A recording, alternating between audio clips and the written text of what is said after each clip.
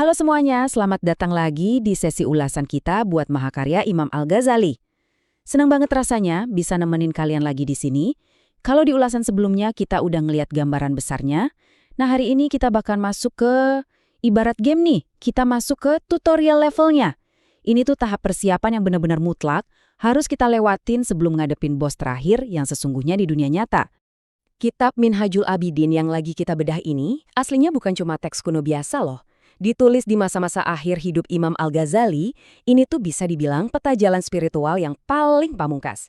Di tengah zaman kita yang serba cepat, di mana kita sering banyak ngerasa capek mental atau kelebihan informasi, panduan ini hadir kayak solusi anti-toksik buat kesehatan spiritual kita. Bener-bener panduan biar ibadah yang kita lakuin tuh nggak boncos atau berakhir sia-sia. Oke, agenda kita hari ini padat dan langsung pada intinya ya. Kita bakal bahas Welcome to Level 1, kenapa ilmu harus nomor 1, 3 ilmu wajib buat kamu, skip perdebatan dan fokus diri sendiri, red flags penyakit hati, dan terakhir ilmu tanpa amal itu zong. Yuk langsung aja kita mulai. Bagian pertama, Welcome to Level 1, Preparing for the Quest. Gini, di tahap awal ini, Imam Al-Ghazali itu bener-bener tegas naruh ilmu sebagai syarat mutlak yang pertama. Coba deh pikir, emangnya kalian bisa mainin sebuah game dengan bener kalau nggak tahu aturannya? Pasti nggak bisa kan? Ya mungkin kalian bisa asal pencet tombol, tapi dijamin kalian nggak bakal menang. Atau malah kena jebakan terus-terusan. Nah, ibadah juga persis kayak gitu. Kita butuh bekal yang tepat. Terjun langsung ibadah tanpa tahu ilmunya itu sama aja nyari penyakit. Makanya ilmu itu harus selalu di depan. Masuk ke bagian kedua, kenapa ilmu harus nomor 1? Why knowledge is number 1? Kalian mungkin mikir, kenapa sih nggak langsung aja ngegas beramal sebanyak-banyaknya? Jawabannya simple, karena ilmu itu nyelamatin ibadah kita dari kehancuran. Imam Al-Ghazali ngasih perumpamaan yang pas banget. Bayangin kalian udah rajin wudhu dan sholat bertahun-tahun. Ternyata selama ini ada rukun yang keskip gara-gara kita nggak tahu ilmunya. Batal deh semuanya tanpa kita sadari. Beribadah tanpa ilmu itu ibarat kalian ngeklik setuju di syarat dan ketentuan aplikasi yang panjang banget tanpa dibaca sama sekali. Kita ngerasa udah bener, taunya sistem nolak. Nyesek kan? Ilmu itu mastiin kalau keringat kita nggak terbuang percuma. Terus alasan keduanya, ini dalam banget sih. Ilmu yang sejati itu bukan sekedar hafal teori agama aja. Ilmu yang bermanfaat secara otomatis bakal numbuhin rasa segan, hormat, dan takut yang luar biasa ke sang developer alam semesta, yaitu Allah. Seperti yang disebut di surat Fatil ayat 28. Kalau kita paham betapa epiknya ciptaan dia, boro-boro mau sombong. Yang ada, kita makin kagum dan taat 100%. Oke, lanjut ke bagian ketiga, 3 ilmu wajib buat kamu, the core loadout. Di era sekarang kan informasi tuh numpuk banget ya. Kadang bikin kita gampang merasa ketinggalan atau FOMO. Tapi Al-Ghazali nyederhanain ini buat kita.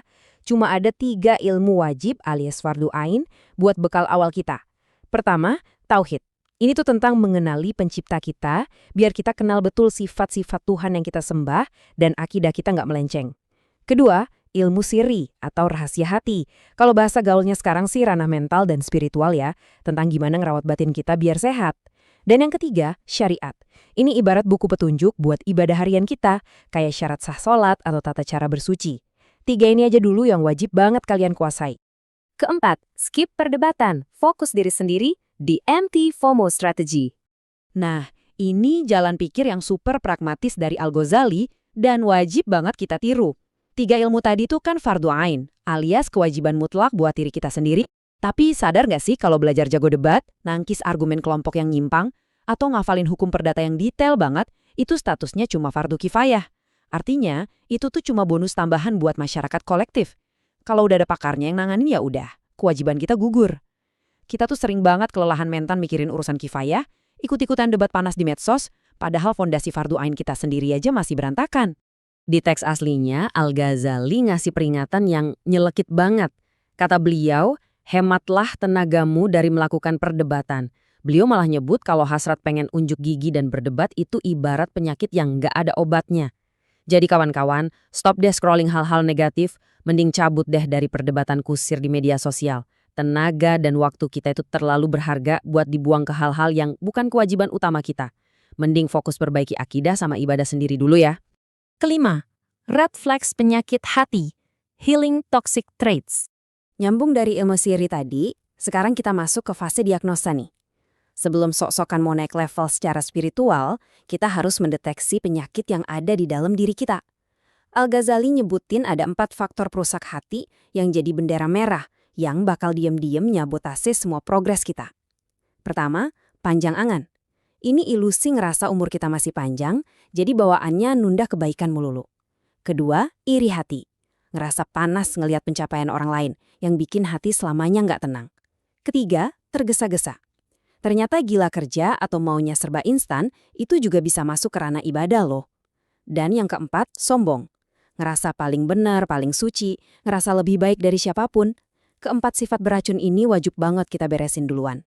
Yang bikin takjub, fakta bahwa Al-Ghazali udah mengidentifikasi 4 penyakit ini ratusan tahun yang lalu ngebuktiin satu hal, kalau sifat dasar manusia dan masalah hati kita tuh dari dulu sebenarnya nggak pernah berubah.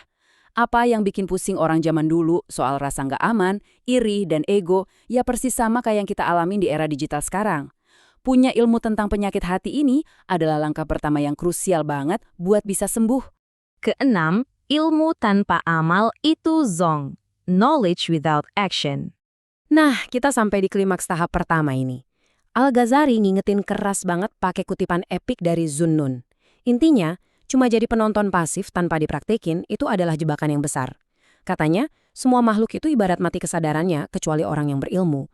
Tapi, orang yang berilmu itu posisinya tertidur, kecuali dia ngamalin ilmunya itu. Dan lebih seramnya lagi nih, orang yang udah beramal pun ternyata masih gampang ketipu sama egonya sendiri. Kecuali mereka yang beramal dengan niat yang benar-benar ikhlas. Merinding gak sih dengarnya? Jadi, kalau kita bikin rumus bertahan hidup buat lolos dari tahap pertama ini, pengetahuan yang benar, ditambah aksi atau pengamalan nyata, dikali dengan keikhlasan hati yang murni. 3 ini sepaket, nggak bisa dipisah sama sekali. Niat yang ikhlas itu ibarat nyawa dari seluruh sistem ini. Tanpa itu, ilmu kita cuma jadi ajang pamer, dan ibadah kita cuma rutinitas di luar aja. Ini dia nih syarat mutlak kelulusan dari fase tutorial kita. Tapi tunggu dulu. Mari kita jujur sejenak deh. Habis dengar semua teori yang brilian banget tadi, kalian mungkin ngebatin. Terus gimana caranya bisa punya hati ikhlas dan amal yang bersih kalau beban yang kubawa dari dulu udah penuh sama dosa, masa lalu yang berantakan, dan kebiasaan buruk? Gimana kita mau maju kalau ransel bawaannya aja udah seberat ini? Tenang aja, wajar banget kok kalau kalian ngerasa kayak gitu. Itu justru pertanyaan yang paling pas buat ditanyain sekarang. Al-Ghazali juga paham banget kok, nggak ada satupun manusia yang mulai perjalanan ini dalam kondisi suci tanpa celah. Makanya, biar kita benar-benar bisa melangkah ringan buat ngamalin ilmu kita harus masuk ke mesin cuci raksasa dulu. Jadi siap-siap ya, karena di ulasan selanjutnya kita bakal masuk ke level 2 dari kitab ini, yaitu tahapan tobat. Sampai ketemu di sesi berikutnya, dan mari kita mulai bersiap buat penyembuhan yang sesungguhnya.